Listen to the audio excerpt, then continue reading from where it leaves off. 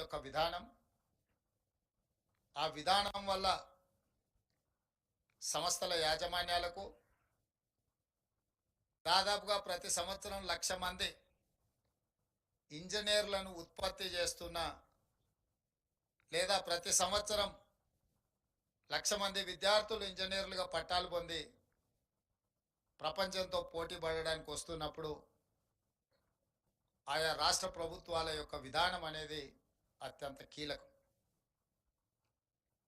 మిత్రుడు శ్రీధర్ బాబు గారు చెప్పినట్టు గత డిసెంబర్లో మా ప్రభుత్వం ఏర్పడిన తర్వాత 100 రోజులు పూర్తి కాకముందే పార్లమెంట్ ఎన్నికలు రావడం, ఒక 100 రోజులు మళ్ళీ ఎన్నికల్లోనే మా సమయం అంతా గడిచిపోవడం, ఇప్పుడే శాసనసభ పార్లమెంట్ ఎన్నికల నుంచి ఆ ఆలోచనలు ఆ విధానాల నుంచి బయటకు వచ్చి పరిపాలన మీద దృష్టి పెట్టి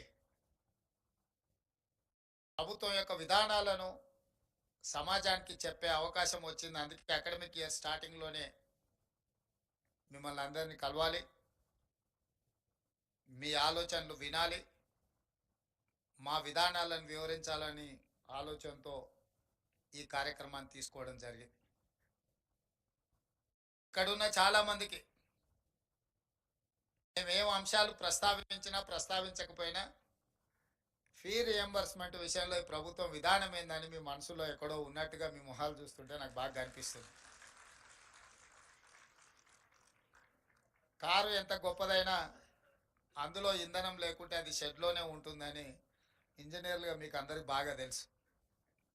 అట్లనే ఈరోజు ప్రైవేట్లో నిర్వహిస్తున్న ఇంజనీరింగ్ కళాశాల యజమానులు, టీచింగ్ స్టాఫ్ కానీ నాన్ టీచింగ్ స్టాఫ్ కానీ ఏఐసిటి నామ్స్ ప్రకారం ఉండాలి అని అంటే మీరు సరైన సమయంలో ఫీజు రియంబర్స్మెంట్ చేయాలి కదా అని మీరు ఆలోచన చేస్తున్నారని నేను అనుకుంటున్నాను.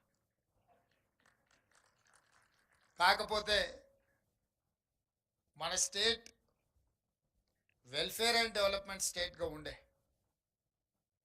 కానీ కొన్ని పరిణామాలు కొన్ని పరిస్థితులు కంప్లీట్ వెల్ఫేర్ సైడే మనం ఇంక్లైన్ అవ్వడంతో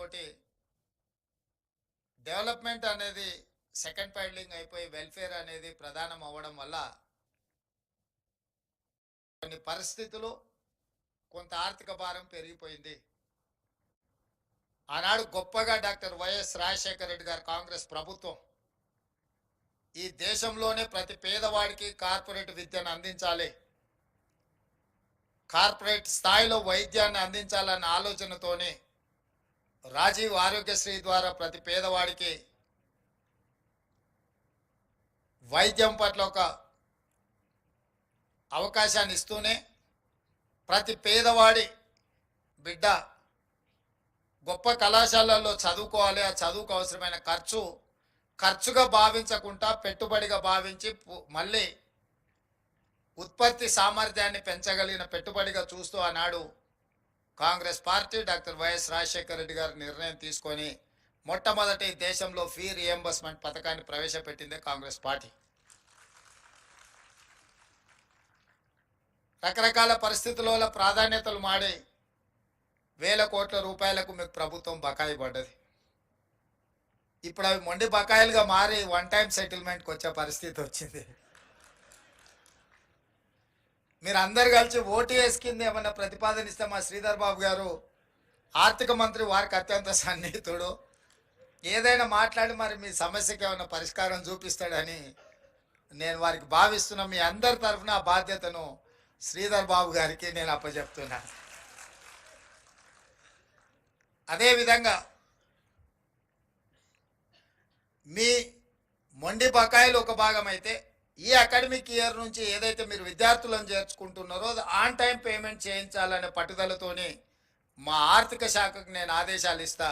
ఈ అకాడమిక్ ఇయర్ నుంచి విద్యార్థులకు ఏదైతే ఫీ రియంబర్స్మెంట్ ఉందో ₹1 కూడా బకాయి లేకుండా ఆన్ టైం మీకు ఎట్లా మీకు సహాయం చేయాలనో, ఎట్లా మిమ్మల్ని ఆదుకోవాలనో, ఎట్లా మిమ్మల్ని నిలబెట్టాలనో మా ప్రభుత్వం తప్పకుండా ప్రయత్నం చేస్తా అని చెప్పి ఈ సందర్భంగా మీకు నేను తెలియజేయదలుచుకున్నా.